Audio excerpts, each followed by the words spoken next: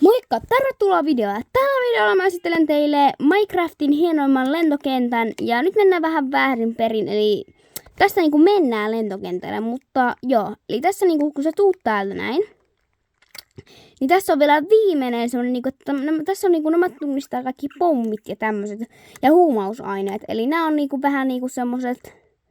No jos sulla on huumausaineita tai jotain laittomia mukana, niin nämä tunnistaa sen.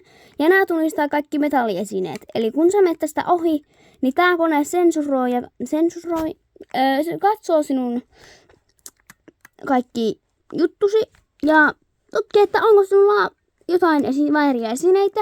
Ja sitten täällä on odotuspenkit. Tässä voit katsoa järvenmaisemia sillä aikaa, kun sinä odotat sun vuorosi. Sitten kun sun vuoro tulee, niin sitten sä voit vaan odottaa. Tai mennä enemmänkin tästä ohi. Ja sitten kun sä menet tästä ohi, ja jos kaikki onnistuu, niin sitten sä voit mennä lentokentälle. Ja katso vieläkin näitä hienoja merinäkymiä, koska tässä on suuri meri. Tai mun mielestä tätä voidaan sanoa mereksi, koska niinku, toi on merta. Se on merta. Ja tässä on niinku lentokoneet, eli nämä on niinku meidän lentokoneita, koska Minecraftissahan ei ole oikeita lentokoneita, niin meidän on pakko käyttää näitä. Nämä on vähän hitaita ja nämä on vähän vaikeita, mutta ehkä nämä vielä päivittyy, toivotaan näin ainakin, koska mä en halua noin ruveta lentämään niinku enää yhtään enempää. Ainakin mä oon kyllästynyt noihin, mutta en mä tiedä.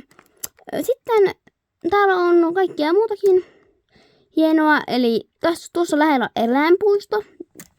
Jos haluat siinä käydä ennen tänne lentokentälle tuloa, tuossa on ravintolat, kaikkia tässä lähtee. Eli tänne niinku, jos lentokone nousee, niin se tulee tästä. Ja tänne se laskeutuu. Haluaisitko, että mä teen lentokoneen Minecraftiin?